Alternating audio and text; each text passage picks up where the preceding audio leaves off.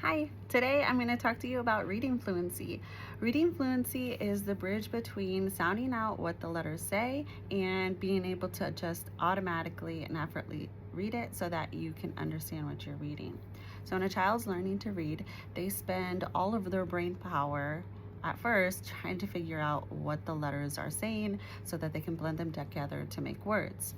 Now, eventually, as they start to store more and more words into their long-term memory through our process of orthographic mapping, they connect the sounds to the letters that are in front of them that pronounce those sounds and to the meaning, and they have more words that they can automatically recognize.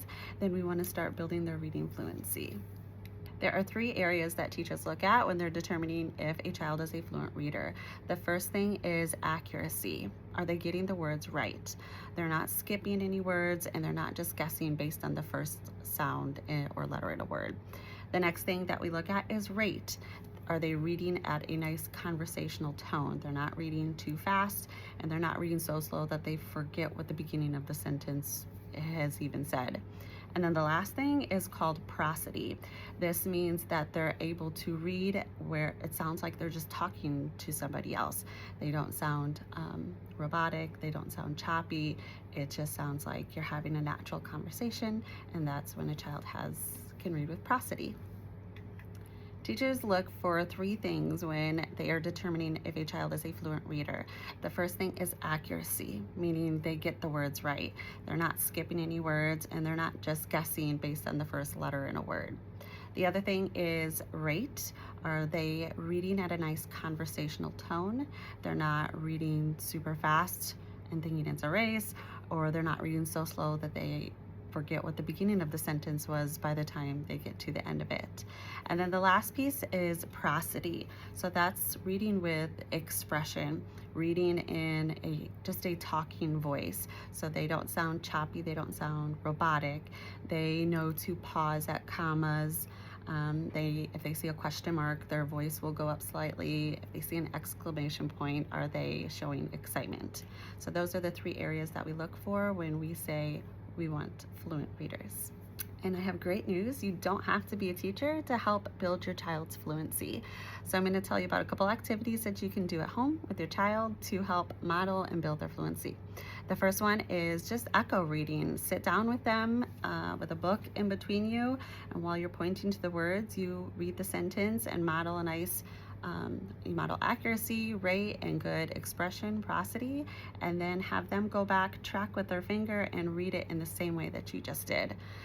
You could also do this with a book that you've read 100 times. Like in my house, The Hungry Caterpillar, we can all recite from heart because we've read it 1,000 times.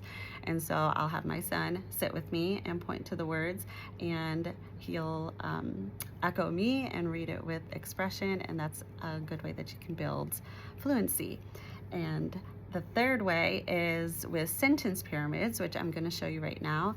And these are a really great way for them to practice their decoding skills, to practice mapping these patterns that they've already learned into the orthographic memory, and to help build their fluency. Here is a sentence pyramid that focuses on CVC words. When I say CVC, I mean a consonant, vowel, consonant. The vowel sound always says its short sound in a CVC word, like a or I.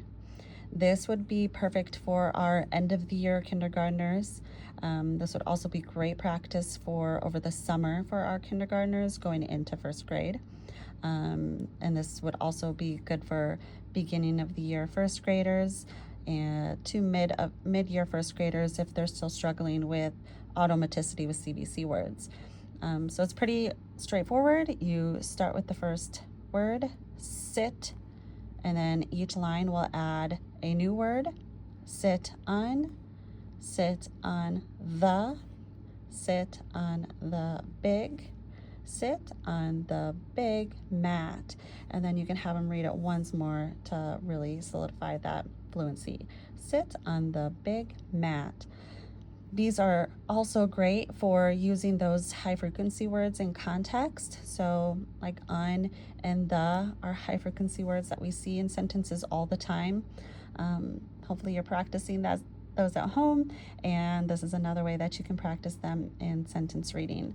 So these are sentence pyramids are just great for relieving the cognitive load that comes with reading just a full-on sentence for our beginning readers. It can be really overwhelming to just work your way through a sentence with all of these words. So when you take it this way and just add a new word each time, it really relieves that cognitive load for them. Here's another one that is just using CVC words and a couple other high frequency words. You see is, on, and the again. And then you'll just go through it the same way. The dot is, the dot is on, the dot is on the dot is on the map. And if your child gets to one of these words and they have to go map, that's totally fine. But you can also teach them to continuously blend it like this, map, so that it's not so choppy. I'll be doing another video on continuous blending in the future. Here is one that would be appropriate for middle of the year first grade and second graders who are struggling with their fluency but have learned the CVCE rule, the long vowel silent E. So you can see that there's several long vowel silent E's where the vowel is saying its long sound I because of the silent E. So you wouldn't give this to a kindergartner yet because they haven't learned that phonics rule, but this would be good for first graders. Our first graders have just started the long vowel silent E, so it's perfect for them right now. And for any second graders who are struggling to read sentences with fluency, this would be fine for them as well. So you do it the same way. He can hike. Now if they got here and they said hick, then you can say, oh, but let's look at the long vowel. There's a silent E, so we know it says Ike. He can hike to, he can hike to the, he can hike to the cave. You can also just have them read this last sentence one more time just to solidify that fluency. Okay, so if you've made it this far in the video and you really want to try these sentence pyramids at home, just leave a comment below and I will make sure that they come home with your child and you can help build their fluency at home. Thanks for watching.